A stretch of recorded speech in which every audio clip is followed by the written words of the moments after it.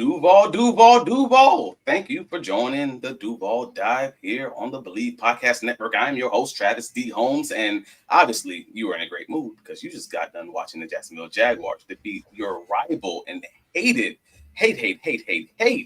Tennessee Titans in Nashville. So local Jaguar is in a great mood, as always, after a victory. We have with us from third N Teal, Trevor, and Isaiah. Say hi to the folks, man. Hello, folks. Hello, folks. What's going on, y'all? Happy to be here.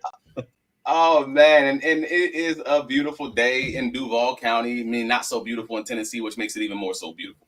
But shout out to everybody who's already in the chat early on. I mean, you got Radius in there like freaking 3 o'clock. So great job. I mean, the Jaguars are 8-4. Shout out to Jordan Roberts, obviously. Got Mike Duval, absolutely. Logan Cook legacy game says Jordan, and that is facts. Logan Cook is a wild boy. I'm gonna need him to be a little less wild, as far as stop taking these hits and things of that nature. Just something like that. But it was a really good game for him. I want to know your guys' thoughts. First initial reaction, Trevor, Isaiah, what's going on? You go first, Isaiah. You got it, bro. Just with the Logan Cook stuff, I mean, just everything. I mean, it's a chippy game, man. And they kept hitting him, and I some of them he definitely sold a little bit more than what they could have been or what they really were. But some of them, I mean, they got him good, man. So I don't blame him. Also, people forget that he's 6'5", 230, 220. And Chestnut forgot that when he tried to throw him down, and Cook just stood there and he couldn't toss him. Man, it's just chippy game, man. I love to see it. A little too much sometimes, but overall, I mean, good attitude. Love to see my dogs being dogs out there. Couldn't agree more. I mean, hey, he hit the nail on the head. We got guys out here fighting for plays, man. Every play through the last whistle, and that's what we like to see. Nobody got tired. Nobody took the foot off the gas, and that's what I like. No, man, it was crazy. I mean, there were at least, I counted 3 different scuffles, 3 different fights. I mean, you got fights going on from the quote-unquote president of Duval, Arden Key, whatever he wants to call himself these days. And obviously, he gave the Jacksonville Jaguars 3 points there. So shout out. Maybe he still is Duval till he died. I don't know. But giving them those additional 3 points before the half obviously helped the Jaguars in that, 22-point victory? 25-3, which also gave the Jacksonville Jaguars their share. Well, I say share, but really it was they're tied for first place. In reality, they have a tiebreaker with the Kansas City Chiefs victory for first place in the AFC South, both teams being 8-4, and obviously the Indianapolis Colts play at Jacksonville next week in the first of their 2 matchups. Now, I'm not going to get into that just yet as far as the matchup for next week. We got a few seconds there, but overall, you see that? Is this wrapping up? Is this happening the way you kind of thought it was going to happen, or are you a little bit surprised, both with the matchup today for the Jaguars and also with the fact that the Colts they lost today? Go ahead, Isaiah. I'm just, man, I really didn't think we'd be here. Honestly, I thought that we were kind of starting to collapse just with some of the issues we've been having. And I even on our main show that we do with all 4 AFC South teams, I even mentioned that I thought we were going to lose to the Chargers, and that the Cardinals game would be tough. Which Cardinal game was tough. We handled them, but overall, though, I mean, I've got us winning out the rest of the year. Now I'm hyped. We won 3 games in a row. The season's not over. We're winning out. I mean, Broncos game is the only one I'm seeing an issue with because of the Colts injury with Daniel Jones and the way that Steichen has just completely reverted and collapsed on his play calling. Not to get into the next game, but overall, I think he has just had a fundamental collapse on how they're playing football, and they're just not feeding the one guy on the team that's a top 3 player at their position. I completely agree. I think they look like we did when we were just so dedicated to running the ball, even when we had injuries across the offensive line. We were not making holes at all. I think they look just like us, except for they're doing it with the passing game. They're just forcing it. And does Daniel Jones make some good throws here and there? Yep, absolutely. But I mean, I can tell you right now, if I had the number 1 running back in the league, he's getting the ball 20, 25 times a game the way he's running. He's crazy. He's running insane, and he'll carry you to a victory. He's done it for him multiple times. And I think the fact that they got beat by the Texans in the manner that they got beat today, just even further cements the fact that they are a completely beatable team for us.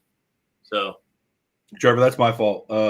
He was asking how do you feel about this point in the season being 8-4 and then like the rest of the season? But I mean, they're the next game. They're the only thing left on the schedule to me. Yeah, to me, they're the next thing on the schedule. And I think the games with them two, those two games, are the only ones that realistically are going to shape whether we're division leader or in the hunt, and how the Texans finish out. We see the Texans; they stumble here and there. You know what I mean? Like the Texans, they got bailed a little bit today. They definitely did. So you're building this opinion based on the fact that the Jaguars should obviously handle business and win the games that they should win, and you're just saying that those are the two games that mainly you're really concerned about, the Colts and the Broncos. Absolutely. Yep. Oh, I got you. No, that makes sense. And I get it. And again, I know we're not going to jump forward and overlook teams because we've been Jaguar fans long enough and Jaguar media people long enough to understand that, hey, man, you can fumble the ball at any time. And this is a week by week thing. So let's look at that matchup by matchup. Mm-hmm. I'm going to throw some shade at myself, honestly, because my keys to the game originally was throwing the ball less than 30 times and trying to ground and pound in this game.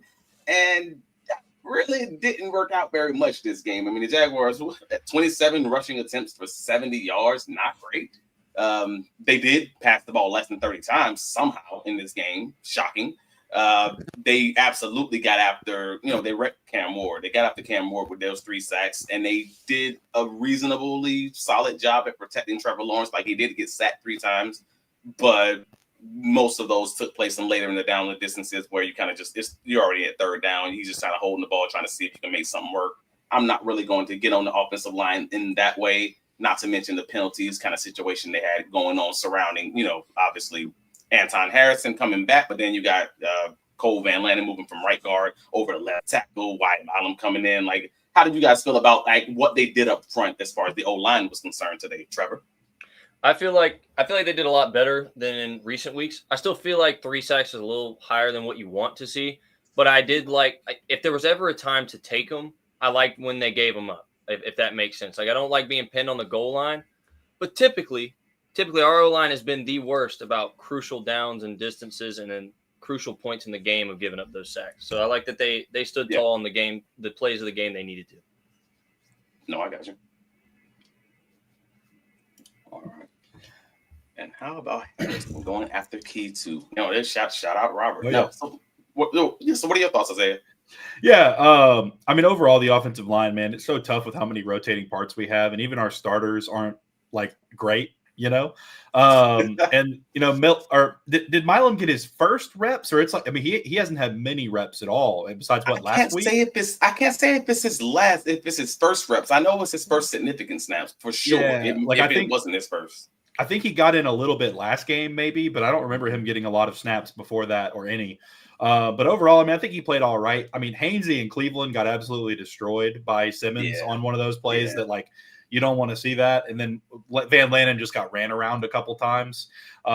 Overall, though, I mean, they did enough to win us the game. And Trevor honestly was throwing really well under pressure for the most part. There were some throws where I'm like, hey, maybe throw it out of bounds instead of 10 yards inbounds, but away from guys. But overall, though, I mean, they did enough.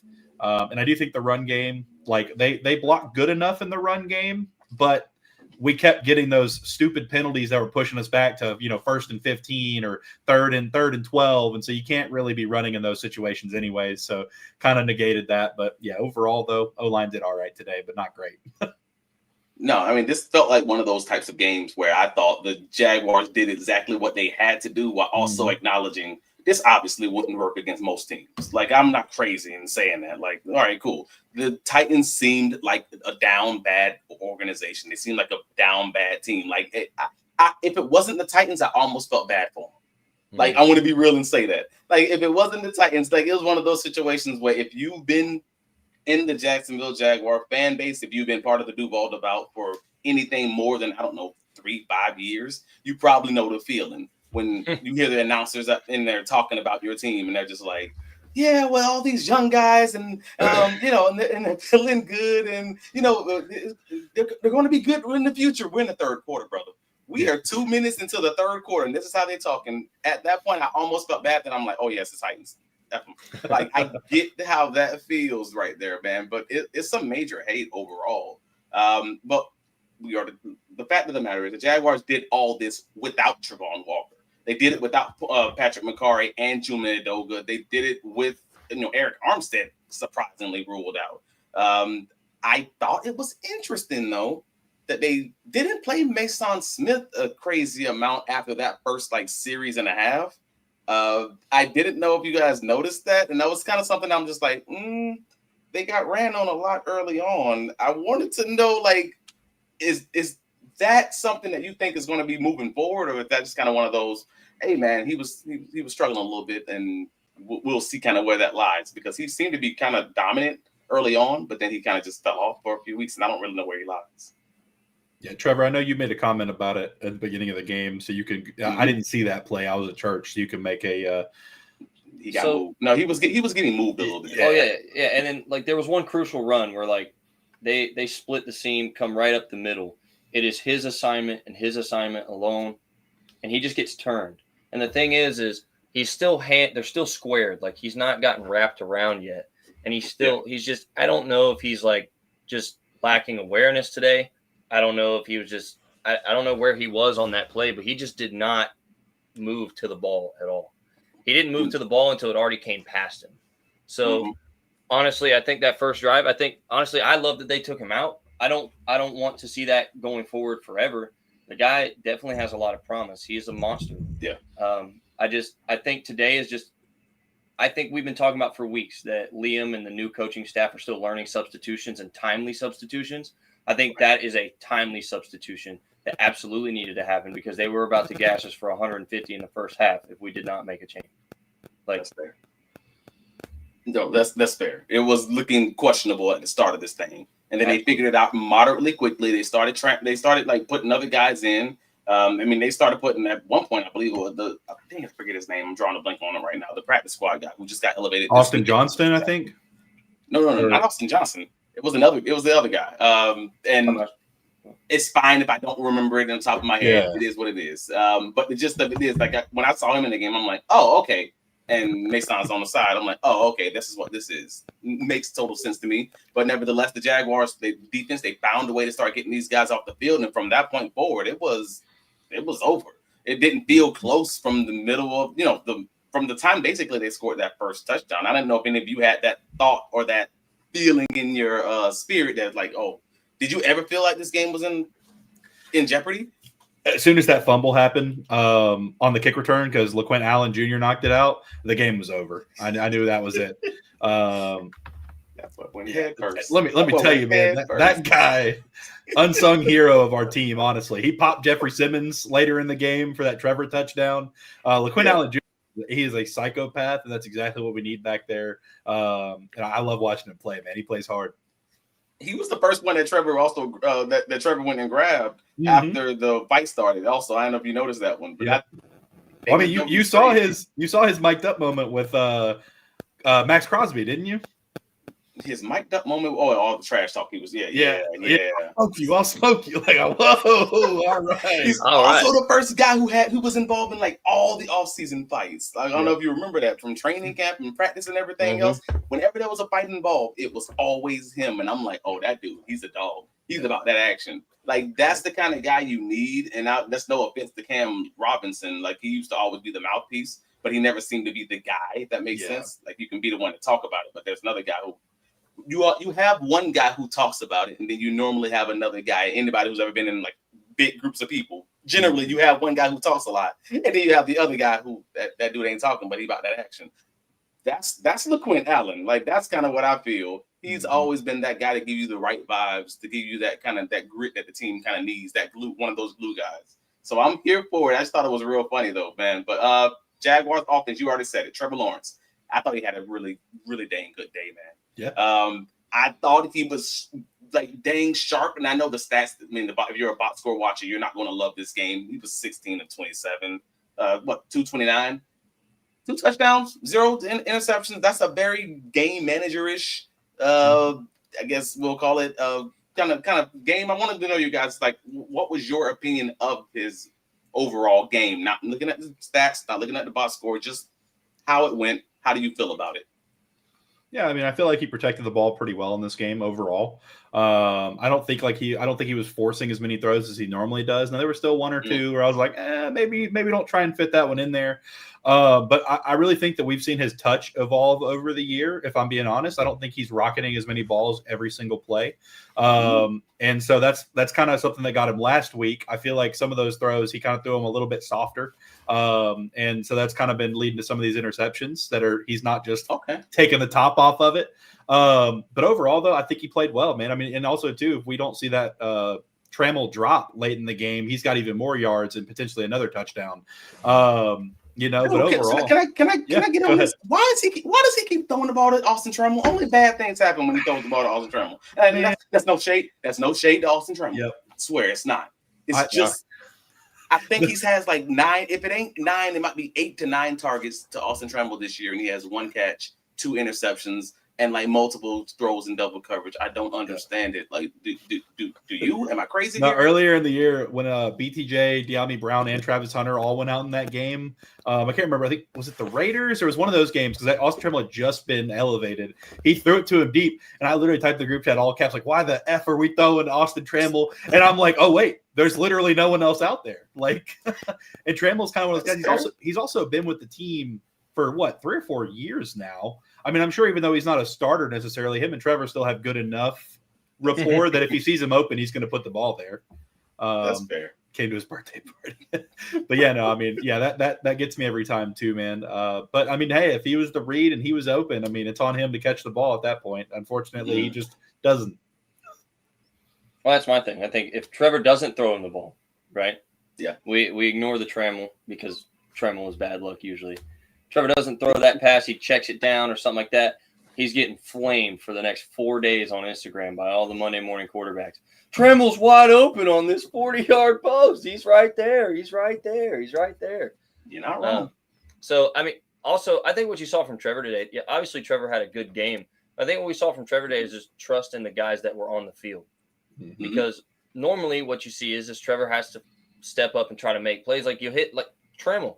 I mean, you hit him wide open in stride, and you just that was our running theme.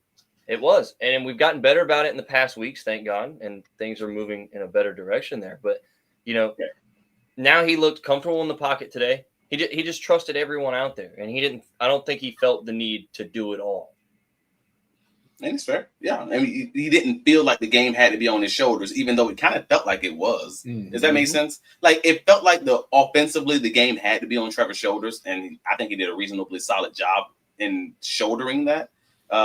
Because he did have the guys like, Jacoby Myers. Like, obviously, Jacoby showed out. I mean, he got everything started off early with his 50-yard catch and throw with Brian Thomas Jr. out there, like, laying guys out in front of him. Just beautiful. Like, that's great teamwork right there across the board. Go ahead. What I love about that play is that they did the hitch up top, and then the previous one they did BTJ on a hitch up top and then had Parker come under, and literally that was the exact next play. They had Parker do the hitch, and then Jacoby Myers came under, and then it hit for 50. And honestly, that Parker one probably would have hit for 40 or 50 if he hadn't put it too far out in front of him, or low, I guess. And the Brenton Strange touchdown. Yeah, it was all Jagger concepts. It was all they were just like keeping it simple, man. They are struggling to switch it up, and we're gonna keep on doing it until they stop it. Like, I'm here for that. Like, I just thought that Liam Cohen played the game he was supposed to play, called the game he was supposed to call for his team, and made the Titans show that they can do the things that they struggled against in previous weeks. That's a smart offensive coordinator in the NFL. And I thought Trevor, kind of with you guys, I thought Trevor had a great game for exactly what you need him to have. Like that whole Brock Purdy-esque type game. And if you're talking 2023 Brock Purdy, not now. I want to be clear. Not current Brock Purdy, just the old 2023 Jake, man, just get them out with the victory. Your job is to win games and protect the ball and to keep this ball moving and keep the clock running and end these things with field goals or punts. I'm cool with that. That's all I care about. And, just win the game. And they're 8-4 right now, and I am here for that with the Jacksonville Jaguars. But the penalty situation was kind of rough, though. Yeah, they had nearly 100 yards in penalties against a team that they did blow out, but they probably could have blown out more. And I know this isn't about style points. I'm just saying 13 penalties ain't gonna do it. Yeah, I predicted 38-17, which of course the defense was way better than I thought they were going to be. But I thought we were going to score in the 30s again. We've done it. I mean, even looking bad, we've scored at least 27 to 30 something points, pretty often this year. And but yeah, penalties, man, they just killed us all game long. It's just something we still score points though. Even with the penalties, we're still putting up points. So we got 25 points. But we're also the first team. Oh, no, sorry, not the first team, because 3 out of the last 4 games, the Tennessee Titans gave up 27 points. So not every game, but most of the games, I kind of thought the Jaguars were going to get 27, but they also didn't feel like it felt like they took their foot off the gas. Like I'm not like because they didn't have to. The Titans, they couldn't do nothing. They were 2 for 12 on third down. They couldn't do a thing on third. They had 1 for 4 on fourth. Like there was nothing that they could really do. So they were no threat. They were like the old Jacksonville Jaguars, unfortunately. And now, again, we're in better times now. I can talk about the dark times now. The old Jaguars, it was like you have some games where teams don't feel like they got to risk it. They ain't got to do nothing because the game's in the bag. They know they got it. That's what it felt like for this game for the Jaguars. I didn't think offensively after the halftime, they kind of knew what this was. And they were just like, let's get out of here with the victory. I'm good. We don't have to take no chances. I don't think I'm off on that. How do you feel, Trevor? Well, I like that you mentioned like the old Jaguars. And the reason I like that is because actually, so the last time we were on a show together with Jags United, we were talking about what teams have to do when you face adversity, like when you get down bad. And the fact that this team, whether it's been ugly, pretty or not, has found a way to win those hard games against adversity or not against adversity. And I think what you saw today was Jaguars of the past versus Jaguars of today. That Titans team is a team that does not know how to come back against adversity. They haven't figured it out. They get in the hard time and it's over. It kills them. That's why when Isaiah says something like that first fumble changed the game, it did. It did. It took the wind out of their sails and that was it. And that used to be exactly what happened to us. And that's why I had faith when we went into the Kansas City game that no matter what, we have a chance. It don't matter. Like, obviously you have a chance. Anybody can win any week in the NFL. But like, when you're a team that knows how to get wins, even when it's ugly and when it gets really bad, and even in the late quarter, you're a team that knows how to stay in it. And we reiterated that over the past 3 weeks, twice, you know? So that being said, it's great to have over the last month of football, we have 2 blowout wins and 2 gritty wins. I love that. That's fair. I love that. I didn't even think about the fact that there's a second blowout win until you just said it. And I'm like, oh yeah, that's crap. The Chargers game and the Titans. And you got the Colts coming up who don't look great. I mean, they look fine, but they have looked very beatable, very susceptible to teams like just taking away the run, and all of a sudden you have a problem on your hands. They're really Jacksonville Jag, happen to be very good as long as Eric Armstead is playing. Hopefully, we'll see what he looks like next week. Yeah. But someone in the chat asked about like they're arguing about the defense. So I wanted to put this Gus Logue tweet up talking about the fact that Cam Ward was 3 of 11 on throws, 10 plus yards down the field today, and he only had 1 attempt of 20 plus yards. So like the Jaguars defense, when I said he had those guys, number Anthony Campanelli called a great game based on the rookie he knew he was playing against. I think Camp is again flexing just a little bit right now, playing against the softer part of their schedule, and I think it's great. I just hope it continues on when they start playing those harder teams. And I'm not even necessarily putting the Colts into that category. Maybe Denver, I might. But they're asking these questions saying, all right, Josh Hines Allen is heating up, but then some other people are asking, is Josh Hines Allen eating up, or is he feasting on a tremendously soft offensive line? And that's the question I want to Yeah. So I actually made a comment about this, and Travis, you can think back on all the Jaguars games you've watched him play. Josh Hines Allen doesn't really beat offensive linemen very quickly. A lot of his sacks are just him sticking around and the quarterback kind of moves towards him or he gets off late. Like he's never like a 2-second sack. It's always like a 4 or 5 second sack and he gets there. I just think that Josh Allen got lucky today that a lot of big guys were in Cam Ward's face and he couldn't really move and throw the ball how he wanted to. And one thing I like today is that Josh and the other edge, whoever was over there at whatever time, were not breaking and going inside as much as they have been throughout the year. We were actually keeping quarterback contained. But I think Josh is heating up, but I think that he's been there, and this has been a problem for him all like his whole career. He's always there. He just never is all the way there. Like he has so many pressures. He's top 3 in pressures. I mean, he's top 5 or top 10 every year. but his sack numbers just don't reflect it because he's not beating these guys well enough to get there quickly. He just kind of hangs around and sometimes gets a sack. I mean, shoot, 5 or 6 of his sacks last year were Anthony Richardson, where he touched him before he went out of bounds, or 2 years ago. Sorry, I got you. I've had those arguments with people with people in the Duval fan base about that 17 sack season. So I'm with you in lockstep right now, bro. Yeah, that's kind of my look on it. I mean, I hope he's playing better, and he is playing better, obviously, right now. But overall, I just need to see it continue against better offensive lines, like the Colts, not what we just played. And I will say today he did have enough of those plays where he put like the offensive lineman into Cam's lap. Yes, like those speed to power moves. I thought that was like, all right, that looked good because normally Josh has been one of those guys to bend the edge and just kind of get the curve, while Trevon is the power guy. So he about took that handoff on that one play from Tajay Spears. I mean, that was a good one. He did. That was a good one, but I just never see that on pass rush reps is my issue. So I got you. We'll have to see, man. Trevor? I agree. I think Trayvon's a better finisher. So when I compare the two and I look at Josh Hines-Allen's game and even that 17 sack season, like you said, the debate is there. The argument is there. You can talk about it all day, but we talk about this on Third and Teal all the time, is that, Josh Allen's great for those pressures, but today he created real pressures when he put the tackle in the quarterback's lap. That's a pressure. That's a real pressure. I don't care about, you're bending the tackle that way and you put your hands up. They're NFL level quarterbacks. Yes, it counts on a stat sheet, but they do not care about that. They do not care, bro. They don't care. All pressures aren't created equal is what I'm hearing. Exactly. All pressures aren't created equal. And then, when you look at the game, like a game like today, and he's moving people and stuff like that, the only thing you're forced to remember is this offensive line is terrible. Because when we play a team with a competent O-line, he almost disappears. He does. I mean, I remember plenty of games this year with a solid O-line, if not mediocre, being like, where is our top paid edge rusher? Like, he's not top of the league, but like, where is he at? Like, and a lot of the games that we gave up were because we're giving quarterbacks 20 minutes to throw in the pocket. Like, we're giving them all day. It took us a long time. So, I weirdly have a difference of opinion on this one, and I say weirdly because I've been writing about it on Big Cat Country all season, but realistically, probably since like week 5. I've been hammering this whole time to throw conversation versus time to pressure.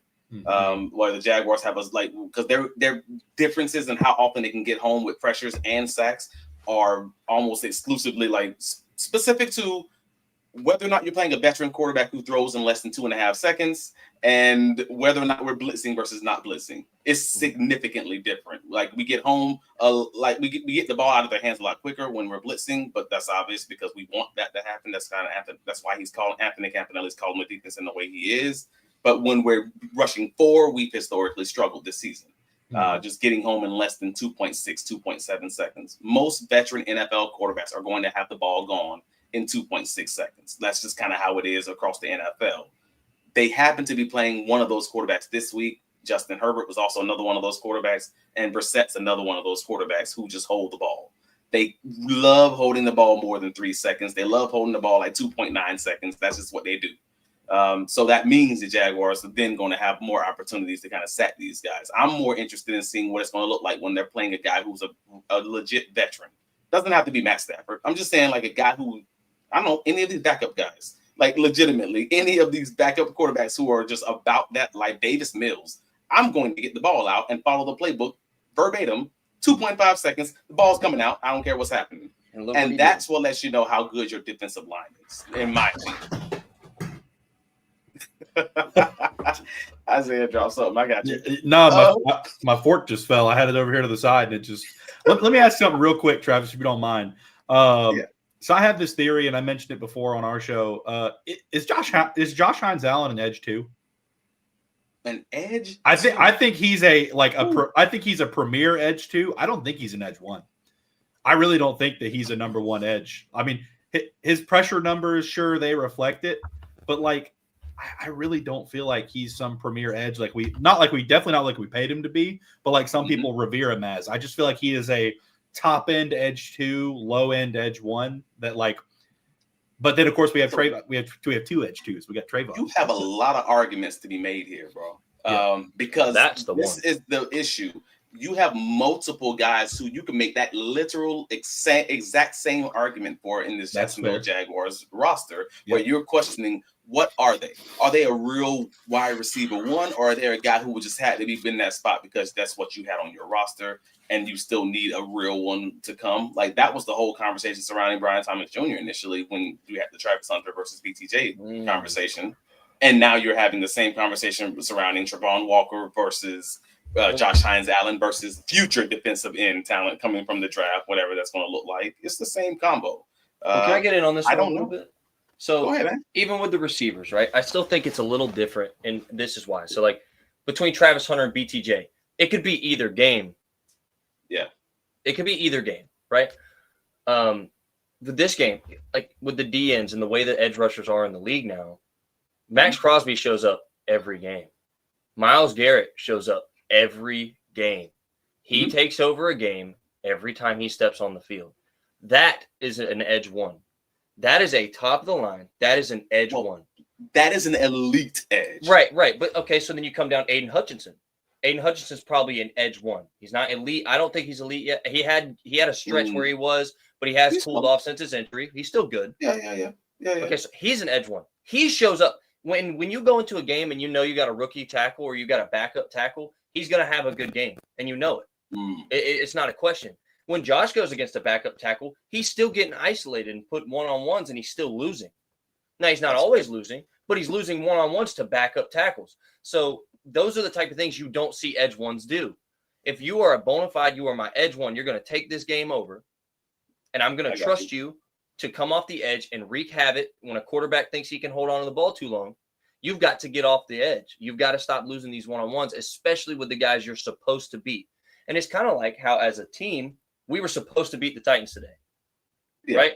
We were supposed to beat the Titans. You've got to do that. That's what makes you a contender team, is you win the games that you're supposed to win. You take care of business. That's what Arizona should. For me, that's what Arizona should have been. That's what the Arizona matchup should have been. This kind of domination, if that makes sense. Couldn't agree more. But the thing is, too, so we come in the week before, right? The Chargers have the 32nd ranked offensive line. Yep. We feasted on Justin Herbert, and we had a blowout game. That is what we were supposed to do. Everybody's like, oh, my God. And this is where I think fans get lost in the conversation about Josh Allen. They get so excited when he actually does his job and he does produce like an edge one. They're like, oh, my God, here it is. No, that's what it's supposed to be. That should be the floor, is taking care of business against a 32nd ranked offensive line. Yeah. So now here we are going into a game with backup. Folks don't pay attention. Folks don't pay attention to the Chargers offensive line, and they don't pay attention to the Jaguars that intimately to know. Agree. We know it's matchup by matchup. Every week is different. It's not about how many games you won and who you beat. It's about what their strengths are and weaknesses are versus what your strengths are and weaknesses are. And this just happened to be the Jaguars played well against a very bad offensive line that helped them out very much. So I'm with you though. And then the Texans. We lose the Texans game because Davis Mills is an efficient quarterback, right? You got it. And they couldn't get home no matter how, because you can't create pressure by blitzing when the guy's already getting the ball out in 2.5 seconds and you're blitzing and still getting home at 2.5. Well, you definitely can't create a blitz that's going to get there in under 2.5 when you're stunting and then delay running a safety or a corner off the edge. If you're going to send heat at a guy that can get the ball out in under 2.5, it's got to be immediate. And you got to have press coverage. You got to be jamming them on the line, and the pressure's got to be right now. And you've got to count on your edge one to win. Well, then that's the question. The next question about that edge one is like, because Robert's asking, do you think Josh Hines-Allen is going up against right tackles on some snaps will continue when Trevon is healthy? Yes. And that's an interesting question just because I'm like, that's not, it shouldn't make a huge difference. Again, we're talking matchup by matchup, right? Like, it depends on the strength and weaknesses of the right tackle and left tackle on the other team, I guess, right? Right, I agree. But even before Trayvon got hurt, they were switching. I don't know how many times you guys caught that, but even it wasn't as frequent. It wasn't as frequent. A lot. Yeah, it was heavy. It was heavy, but they were switching even when Trayvon's on the field. And I think what we're seeing is now, it could be. This is one of those times where we're all on the outside looking in, and we hope that we know what's going on. But like this could be scouting department actually looking into it and saying this is the best matchup for this guy. This is the best matchup for this guy. And I hope that's what it is, because that's a competent game plan through and through, top to bottom. That is efficient. I love that.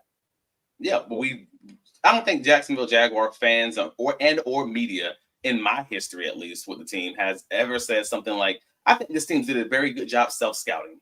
Nope. I think they did a good job figuring out these are our weaknesses. We should do something different here. Or this is where we have a deficiency. We should make a move at the deadline and get this other guy in because we're struggling.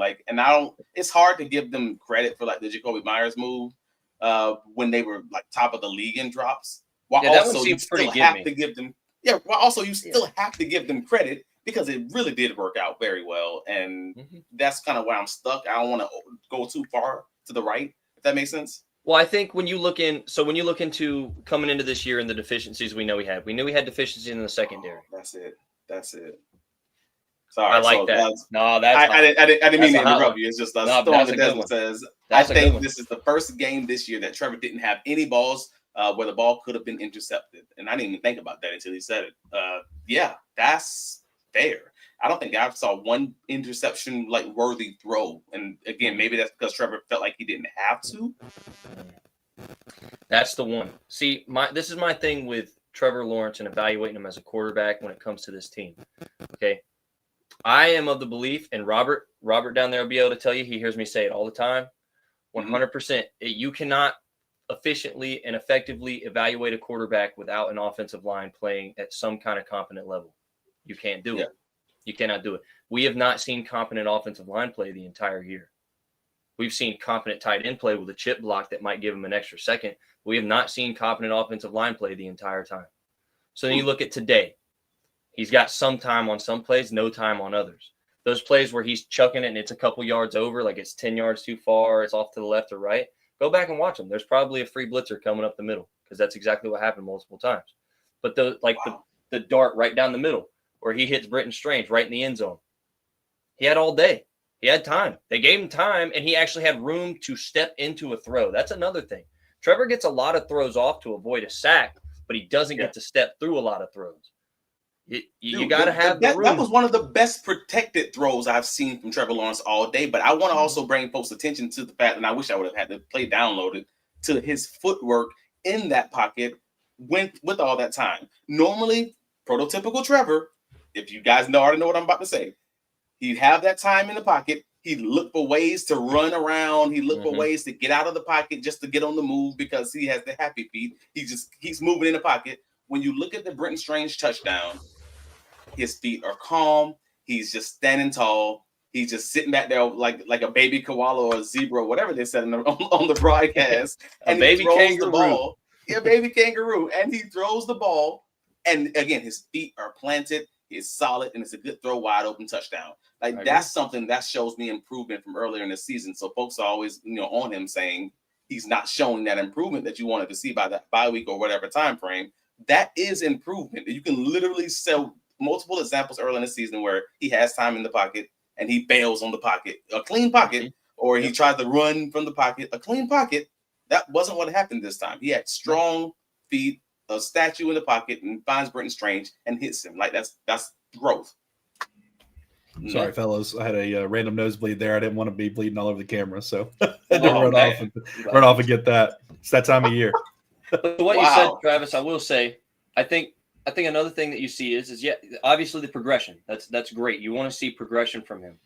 I think you see a lot of trauma running. Like, to be honest, that's what I like to call it when it comes to Trevor, is trauma running, because usually in years past and even in some games this year, if his tackle takes a step back to him, he's beat. It's not a step back to him to readjust and try to regain some ground or re-square off like a lot of tackles do. If our tackles start coming back towards him, they're usually cooked. It's over. The play is already over. That means he's got to go. Now, you can't, as an NFL quarterback, that's where he has to be better. You've got to be able to read that. And unfortunately, it sucks. That's just the luck of the draw of being a quarterback, where you got to evaluate the routes, the protection, and all at the same time and make sure you deliver a good throw. And I think he's capable of that, and I think you saw that today, because there are plenty of plays where Trevor would have thrown a pick week 2 of the year. There were a couple plays today that he would have thrown a pick had this been week 2 and he's still settling into the scheme with this offensive line, because these straight pressures down the pipe. Any quarterback is going to try to avoid that pressure. Obviously, that's what they do. But I think he's showing the real progression. I think you're absolutely right, and I hope people are actually watching the game in depth to pay attention to those things. Well, I mean, hopefully they're actively watching the game and not just watching the highlights. If you're just watching the highlights, you might miss that. You watching the game, you're probably going to notice that, especially with the criticism that Trevor generally gets from everyone. And every day. Fantasy football, especially the fantasy football community. Like, we know what this is. So, I mean, overall, the Storm's asking, is Cole Van Lennon a better option at left tackle than Little? Because Walker Little is still getting cooked way too often. Well, Van Lennon got cooked today, too. Van Lennon, it's not like Van Lennon didn't get cooked also. I mean, let's be honest about it. But I'm not going to say that he's better than Walker Little. I just was actually shocked that they didn't try to put Anton at left, and maybe they felt like that was going to be too much movement, at the same time. But I thought that's what was going to happen when Walker Little left the game. But they thought Cole Van Lennon was a better option with Wyatt Milam at right guard, and Milam was he was all over. He was a little mixture of both. I want to be clear. He had some strong pass protection at one point, but then he gave up a quick pressure on one of his first 4 plays, and I'm like, what did you guys see from Milam? Did you notice much from him on the game copy? It's a hard D line to make your debut against. I mean, no matter what the Titans have going on anywhere else in the field, they always have a really strong D line, especially between Sweat and Simmons. And then their edge rushers, I mean, they have a couple rotational guys that aren't slouches. I mean, they've got pretty decent rotational guys that come in. But no, I mean, it was a rookie play in his first significant snaps against, a 400-pounder and Jeff Simmons, who's, just a monster. So, it's hard to evaluate. You don't want to be too harsh on him, but it was up and down, which is not terrible. Like, he didn't seem like he didn't belong. I think I'm taking words out of your mouth anyways. Yeah, no, for sure. That's exactly it. It's like, I mean, it can't get much worse than Pat McCarry. So, dang, I didn't think Pat was that bad. Do you both feel Pat was that bad? Absolutely. I think Pat. The hard part for me about Pat is like, there are plays where he blocks, and I'm like, okay, serviceable. I've never seen like a pancake out of him, and I've seen him get put on his back too many times this season at a guard position. Like you really shouldn't anywhere on the O-line. But I mean, I feel like McCarry. I know, but I will say he has been dealing with injuries all season. I know he's been playing through, just like Brandon Sheriff did. He's playing through some injuries all year. He literally came out for an injury earlier in the year. Edoga went in, had 2 back-to-back penalties, and they took him back out and put injured McCarry back in there. So, I do know that he has played injured, but overall throughout the season, I have not enjoyed watching Pat McCarry take snaps on the field. What gets me about McCarry is you'll find him looking the wrong way. That's what kills me. He gets so spun around. He gets turnstiled so bad, he's facing the wrong way. The play is behind him because he's facing the wrong way. You've got no chance in moving with the rest of the offense. Like, say on a run, you want everybody to start sweeping with the run. You want blocks to carry downfield for as long as you can. You got no shot at doing that if you're not even looking to the direction of the run, my boy. You can't even see what's going on. Okay. That's interesting. I thought he's been up and down, and I know it hadn't been good. It's like Maniac says, guards have definitely been trash, which I don't agree with. I think Ezra Cleveland's holding it up. Yeah, not even good. I think Ezra's been great. Outside of that one Simmons play with him and Hainsey, where they double teamed him and got beat. Outside of that, he's been pretty great this season. Especially in the run game. The run game. Dominant. Him and Hainsey are great in the run game. I love seeing Hainsey because they get out in front. Hainsey's 15-20 yards down the field every run play. It feels like when we break one. But I want to go back to where he said about Van Lennon being the better tackle real quick. Like, I don't think we have the answer for a better tackle currently. We do not possess it. That's something we're going to need to attack in the draft or in the offseason, absolutely.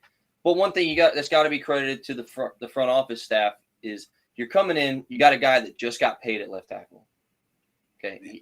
They just paid him. You want him to work out. And they brought a bunch of guys in that you expect to fill the holes. You're not signing these guys because you know they're bad. You expect them to fill the holes. It just turns out that obviously they were a free agent for a reason. So when you're looking into left tackle, I think the only thing in my brain, and I honestly don't even have a solid answer for it, so it's hard to be like, why aren't they making a move? Like some weeks, obviously the first thing I want to say is, why the hell is Walker Little still at left tackle? Like, why are we still doing this to ourselves? then you think about it, and you're like, what do? You move Cleveland to left tackle because Cleveland can play left tackle. We've seen him do it, and he's not bad. He's not bad. He has done it. I don't know. But you think about it. If you shove him over, then maybe you give Milam some meaningful snaps at left guard. Maybe you don't know. But I think Milam's probably looking better weirdly as a tackle than a guard. I agree. Overall, like that's been what makes this whole conversation difficult. Mm-hmm. And this is obviously going to be a very big offseason conversation because tackle doesn't seem to be something that shouldn't be on the Jaguars' top of their draft board. So it's possible that they bring in a guy in free agency or bring in a guy earlier-ish in the draft. So we'll see where that lands because I thought, again, Milam would be a better tackle than guard, even though they were talking about him playing guard from that Senior Bowl when they brought him in. So who knows where that's going to land? Because, again, today was the first time we've seen them have significant snaps at guard. And he didn't play terribly. He just didn't play incredibly to know where he lands. But he could be a guy who's like Makari, can play tackle, can play guard, can play a little bit of everything, and just you use them wherever you get it where you fit in, kind of situation. But again, Maniac says another question. There's another statement that I'm like, I don't know if I agree with that. No. And I'm not trying to come at you, Maniac. I'm just like, you say the Jaguars haven't been able to run the ball in a few weeks, and I don't know that I agree with that. Like Travis Etienne averaged just under 6 yards a carry last week. They just didn't give him more carries.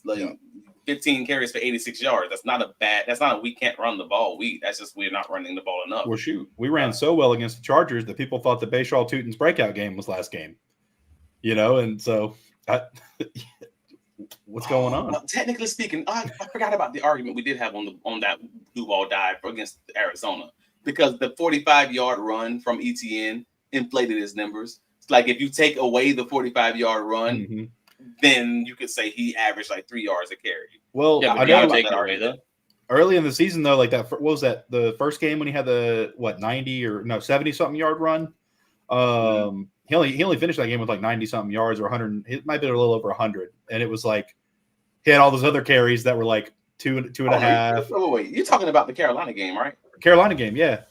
I mean, he had a good game. It was still a good. It would still been like 4 yards a carry though, like outside of the 70-yard run because he had like 140 yards. Oh, yeah. I didn't realize it was that many. I thought that was combined. He was still good. He was solid. Like, I will agree with them that this has been interesting. Yeah. Travis Etienne since the bye week has averaged 3.8 yards, 3.6, 3.8, 5.7 is the Arizona game again, that big 45-yard run, and 2.3 today.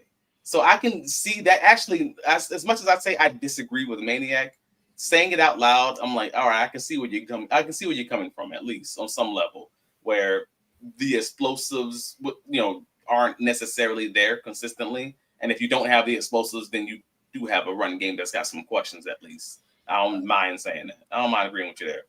What you got? You're chewing on something, Trevor. No, man, no. Because here's the thing. Travis Etienne's taking the ball on 3rd and 3 and punching that thing for 4. I don't care if he's averaging 3.5. We're getting first downs and demoralizing defenses. That's what your run game is meant to do. Your run game is supposed to march you down the field, take time off the clock, and break the will of a defense. That is what your run game is supposed to do. So if we're saying we can't run, I can't agree with that. Now, can we say we have the best rushing attack in the league? Absolutely not. We can't say that. No, because then you start reading the averages, and that's when the specifics really matter. But like you said in the Arizona game, you take away the 145-yard run, but do you take it away though? Because that's the point of the run game. You keep beating it until it eventually is going to go. That's the whole point of not giving up on the run game. You beat them, you break the will, you tire them out, and eventually one is going to pop. That is the whole point. That is what it is supposed to do. Now, obviously, you'd love it if every one of them went for 90-yard touchdowns, but that's not realistic, and that's not the way it works. So if we're going to talk about running game, but the Arizona one felt different, and I was just to give a little bit of pushback. Only reason I think the Arizona one felt different is because I believe the 45-yarder happened on the opening series. Yeah, it was. So then it happens on the opening series. It's like, all right, cool. Then the rest of the game, it wasn't like he popped it late. It was he popped it early, and then it just felt like he didn't do much of anything other than, when he did, it was penalized, and they brought it back. Now that part sucks. That's what we really got to clean up, because even then, if we're going to take away plays, well, then you also have to add in plays that would have been there barring a penalty.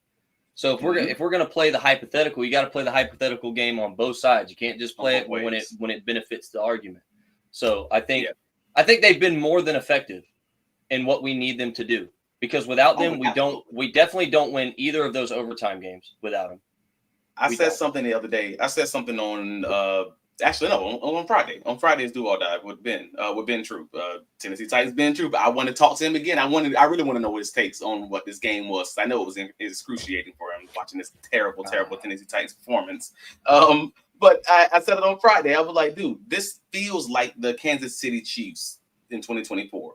And I don't want to say the Jaguars have Pat Mahomes or anything crazy like that. I promise I'm not wilding the streets in that way. I'm just saying they feel like the Chiefs in a way that they know if you just get Trevor Lawrence to the end of the game, he can win it via comeback, and just give me an efficient run game. Not explosive, just efficient. Just be 4 yards to carry. Just be fine with it. Like, it just feel comfortable with that, or at least 5-yard catches by the tight ends, and I'll be fine with that. Like, they still haven't figured out the explosive passing game, like deep down the field, like those ISO shots, those deep balls in that way. The intermediate game is kind of showing itself, at least, today with Jacoby Myers and Parker Washington on those deep crossers, but they still haven't figured out the whole I'm going to have to hit these hero balls down the sideline part of the offense. And that's still okay. Like, that's the Chiefs. That was the Chiefs all day. Like, Mahomes was just terrible at those deep balls. I'm just like, just be efficient, and that will probably get you deep into the playoffs. I think that's the goal. I think what you're saying is, in short, is exactly what we talked about before, where we're like, good teams find a way to win. Yeah. And that's that simple. That's what this team does. They're finding a way to win. Also, you consider the Jaguars a good team officially. We passed that. We passed that line in the sand. Is that correct? You have to be a good team to win these ugly games. You have to be a good team to beat Kansas City on Monday Night Football when you go down with less than 2 minutes in the fourth quarter. You have to be a good team to do that. I'm with you. I am absolutely with you. And you have to be a good team to beat the brakes off of a contender Chargers team. I would say folks are being surprised right now that the Jaguars are a good team. I think the Jaguars, if you were to ask any of the fan base who most intimately know this team, was this a good team at the bye, they would have told you, hell no. Like, they would have told you there's no question that they would have said this is a young team who was a year or two away from being a good team, and they have the potential, but what does potential really mean? Potential just means that you have a chance, an opportunity to possibly be that, but most people have potential that's not realized. Like, that don't mean nothing. It's empty words in that way. Mm-hmm. So I'm just like, so now that you're seeing it in action, that the Jaguars are objectively a good team in a year that no one seems to be at the top of the league on both sides, NFC and AFC. It's just everybody can be beat. Yeah. This is a good team. It's hard for me to say because I have Duval PTSD also. Like, just like with the fan base, I have no trust in anything until I see it. But it seems very clear right now that the Jacksonville Jaguars are a good team. And that's wild, right? I agree. Me and Isaiah actually talk about this probably once per week on the show, where, like, me and Isaiah differ in this matter of, like, what we consider to be a contender team. Because for me, I don't believe in the traditional statement of you are or are not a playoff contender team. Because if that's the way it worked, every one of the Super Bowl teams from the year before would be automatic contenders. The Chiefs are on the outside of the playoffs right now. The Eagles are dropping games like it's going out of style, and they can't figure out their offense. So, again, no one thought we were contenders in 2017. No one thought going into 2017 that we would have made the playoffs, much less the conference championship game, but we did. Going into the season. You're right. Exactly. I think that's fair. Yeah. So throughout the season, of course, we picked up steam, and everybody wants to hop on the bandwagon then. Okay, but the thing is, right now, what you're seeing right now, you have to live in the right now because, like you said, potential is empty words, right? So, yeah, dude, you have to live in the right now, and right now, this team is 8-4 at the top of the division. Yep, we are at the top of the division. We are locked in for a home playoff game. Duval. If things continue, we are on track for a home playoff game, and the future is in our hands. We play the only perennial threat to that twice. We have a chance to put them 2 games back Will we do it? Who knows? Will we probably you have a chance to knock them out? You have a chance to knock them out of the playoffs potentially. Exactly, because the Texans could jump them and knock. Yeah. So I mean, again, when we're sitting here and you want to look at, if we're going to say, oh, the Bills are a contender team because of what they have the potential to do, then why aren't we a contender team because of what we have the potential to do? Look at where we are. I can answer that question. Yeah. He's the quarterback. Me and Ben had this 15-minute argument on Friday's pod. Mm-hmm. It's not a conversation around the team. It's not a conversation around the coaching. Folks look at the quarterback. And if they like the quarterback, they think the quarterback gives them a chance to win any and every game, then they're going to say, I trust that team. That's why folks trust the Baltimore Ravens, despite the fact that the team can sometimes be all over the dang place. Folks trust the Buffalo Bills because despite the fact their team's very much pedestrian. That's not a good roster. Across the roster isn't very good, like especially defensively. But that doesn't matter. They have a mutant at quarterback, so you feel like that they can win anything. And it's the same thing with Pat Mahomes in Kansas City. And I get that. Where I'm at. So when you play that, though, so my thing to that, right? So if we're going to say that, then where do people sit on the Baltimore Ravens right now? With the Lamar Jackson as a two-time MVP who hasn't scored a touchdown in 3 weeks. He's done nothing but throw picks. He has not ran nor thrown a touchdown in 3 weeks. Where do you sit on the conversation then? Because I don't see him getting flamed every day like Trevor gets flamed every day. Now, does Trevor make mistakes and see Lamar Jackson? No. I talked to my dog Q on Thursday last week, and he's a Baltimore Ravens fan. Like, he lives in Baltimore. And then how's he feeling? They absolutely are. They're still high on Lamar. I've been saying he's a roller coaster of up and down. Yeah. Like, that's kind of what he is. But we're coming into a third week of mid. You know what I mean? We're coming in third. Of course, now you're going to start seeing some stuff. That was before this game that we just last saw also. Clear. Yeah, of course. So, like, am I saying that Trevor is these guys? No, that's not what I'm saying. But what I'm saying is it's kind of just like how earlier we were talking about if you take the 45 run, then you have to count the flags. Like, it's one of those, if you're going to count this side, you got to count that side. So for just as many times as Trevor has thrown a game away, he's also won a game that he should have never won.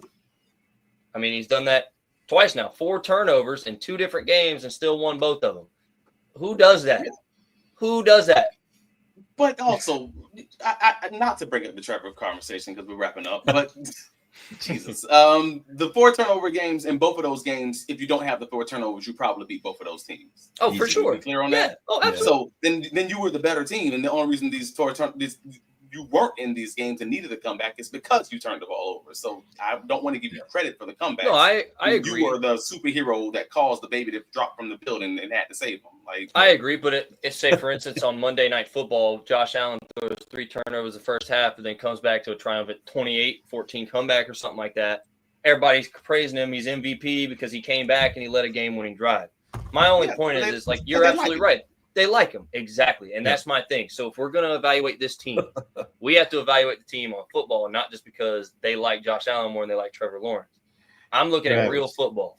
Let me. What they don't like Jaguars, and you know what that is. Oh, you're absolutely right about that. That's the Duval experience. Let me give my elevator pitch real quick on the other side. That Trevor said we're both different on this. So I think we are a playoff team. I don't think we're a Super Bowl team. And when I say that is because the same issues and holes we had last year, we have this year. Mm-hmm. We still need 2 new tackles. We still need interior offensive linemen. We still need we have 2 safeties on our team that neither of them start on most teams in the league, and they certainly both don't start on most teams in the leagues. We got corners. We're down to corner 5, 6, 7, 8, 12, 13. And like, our linebackers are solid. Our interior defensive line is still questionable.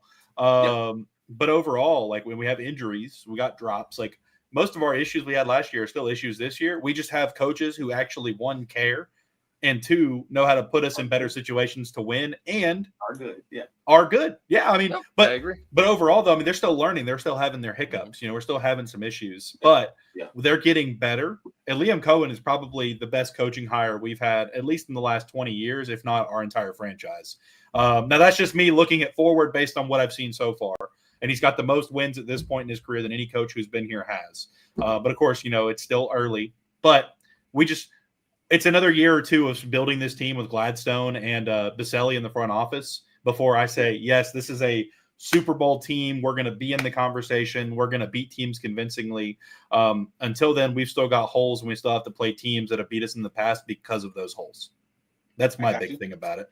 But we can beat any team. You're not ready to say they're a perennial Super Bowl team or perennial playoff team until you've had enough of another year or so. Yeah, especially though with the NFL this year, like we can beat anybody. I don't think there's a team that we can't beat in the league right now. It's just that we also can lose to anybody. And I think that's the big problem for me right now. It's like not even your normal any given Sunday. It's just like the Cardinals almost beat us. And like we played some other teams earlier in the year that we should have killed. Like the Raiders almost beat us. But like, the Jaguars are the New York Giants that won a Super Bowl, basically. Yes. You can beat anybody, you can lose against anybody. You don't know where that's going to land. You got to hope they get hot and get clean at the right time. Exactly. That is what it is outside of that. Mm-hmm. But no, we could talk forever, and believe me, I want to. But we hit that hour point. I want to give you guys a space to talk about anything you guys have going on over at 3rd and Teal. Let them know what you got on the way, maybe this upcoming week, and just talk to the people. Yeah, thanks. Well, 3rd and Teal, we normally go live twice a week. We do a reaction normally on either Mondays or Sunday nights, and then we do a preview on Thursdays. Pretty average, depending on schedules. Robert's always there, and he's always arguing with Trevor, so that's always something you can look forward to. Every week, bro. I love that guy. But overall, we're doing predictions and reactions right now, man. We may do some special stuff here and there depending on team news. But overall, man, we're holding it down. We're going for it. We love interacting with you guys in the comments. We normally do. This is normal for us. We normally go an hour to an hour and 20 almost every episode, and we do it live. So if you guys want to come in and hang out, we're there. 3rd and Teal. We're at 861 as of like 2 or 3 days ago. The information is down in the link. Click the link. Click subscribe. Y'all know what it is. I'm hoping we can break 1,000 this year. That was our goal, and I was kind of like just throwing it out there. I'm like, we're gonna hit 1,000 this year. We were like 200 something at the beginning of the year, and we've really done well and exploded. The Jaguars are playing well, and of course you and Jason and just guys helping us network and build our brand. So we really appreciate that, and thanks again for the opportunity to come on and just talk football, man. Awesome, man. You guys already know I'm Travis D. Holmes with Big Cat Country, the Believe Podcast Network, and just continue talking it up. We have these great shows because of you guys in the comments. We have these great shows because you guys continue commenting, continue sharing out to your people, continue liking and subscribing. I hate you, Robert. If you haven't liked and subscribed, also Walker Little is the best. He does. Lord. No, man, if you haven't clicked the like button, if you haven't subscribed, man, please do that. If you're listening to us on the audio side of things, please rate and review us with 5 stars there. We appreciate you guys. Nash will be back this Wednesday, so we will have both of us on previewing the game for the Colts and talking about his vacation just a little bit, catching up. Get my guy back in there. And for the most part, that's what we got for you guys. Duval, enjoy your Victory Monday. Don't get too crazy out there. Let's go. Yes, sir.